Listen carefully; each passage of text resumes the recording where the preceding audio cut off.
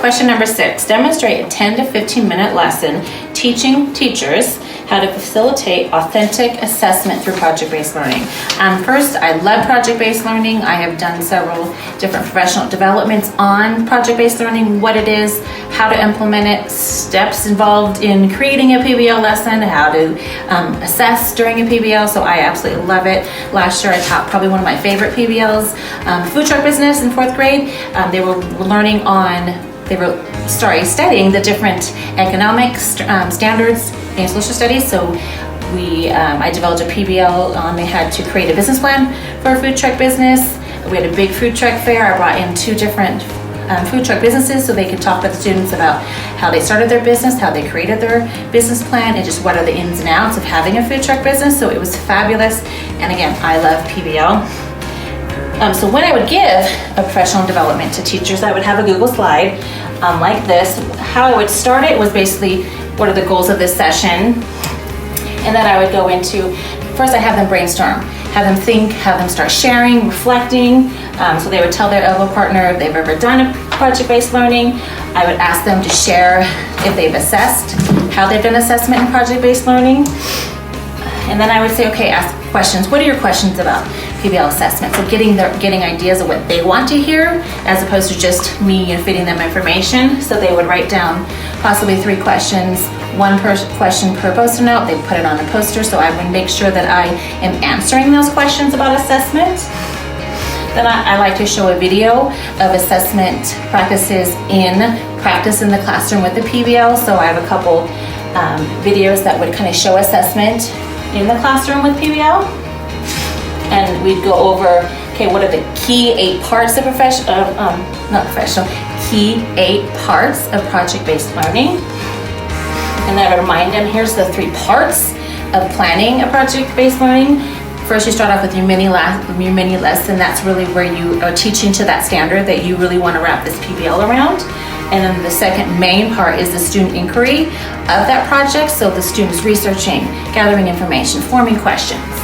And then 3, the wrap it up. So kind of reminding them of that. Question number 7. What is your experience developing mentors and supporting an induction program?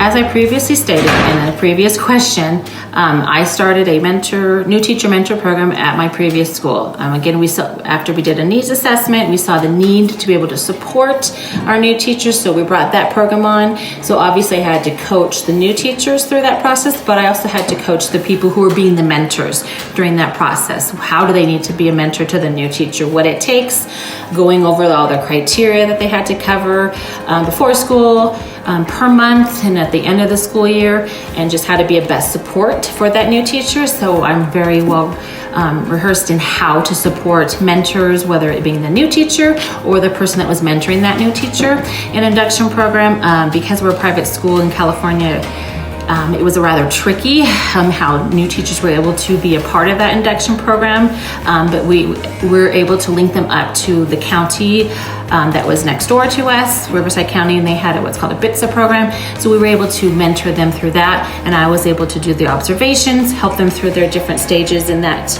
program and so forth. So I think I am very well qualified to be able to offer my experience in developing mentors and how to work with teachers through induction programs. Question number 8. What is your experience collaborating with leaders to support the school vision? I was hired at Ontario Christian School a year or 2 years after they were put on accreditation probation. It was for a couple different reasons, which is a different story. But basically I was brought in to kind of clean things up in the academic area. And so we gave a survey. When I was hired, we gave a survey to all the teachers and the staff, kind of where things were in regards to the academics at the school. From that, we determined that people were adhering to different standards, and we needed to have one common, okay, these are the standards that we're going to follow, and what are they? Really laying those out. So year 1, we really worked on we're doing the college and career readiness standards. What are those standards? I went through, I trained staff K through 12 on the literacy shifts that have occurred in these, getting the students to basically dig deeper in their learning, critically think. So we went through the literacy shifts. And then year 2, so now we laid down the foundation of the standards. Year 2, aligning our curriculum to that. And what does that look like? And really diving into the PLC process, because they had adopted it, but adopted it very poorly. So we did a lot of professional development. Again, what is a PLC? How does a good functioning PLC work? And so forth. And so we brought that in. So year 2, we focus on the PLC and aligning our curriculum and what are we instructing? How are we supporting those standards? What does that tier 1 instruction in the classroom look like? And then year 3 is how are we assessing our students? So in those PLCs, we have that data to look at. So the questions in your PLC, you know, what am I teaching? How do I know if the students are learning it? What do I do if they're not learning it? And then what do I do to enhance those learners that are already learned it? So really working on those 4 main tenets of a PLC. So again, year 1, we really worked on what are our standards. Year 2, aligning our curriculum and our instruction to those standards. Year 3, what assessment? What data are we gathering in the classroom to see if our students are mastering those standards? So that took 3 years of getting that in place. In that process, we did develop an academic learning plan, a school improvement plan. I apologize for that. So we developed a school improvement plan. I was part of that. Obviously, I led part of the accreditation process. So there was a lot of work in collaborating together because during that time we kind of had turnover rate with the administration. So in that process, we were constantly having meetings. How are we turning our school around? What is our new, not our new mission statement, but what is our edited, I guess you could say, mission statement? Putting in our, I apologize for that. Anyway, so basically we had to redo our expected learning outcomes for the accreditation. So we went through the whole process. We got the community involved, we got the teachers involved.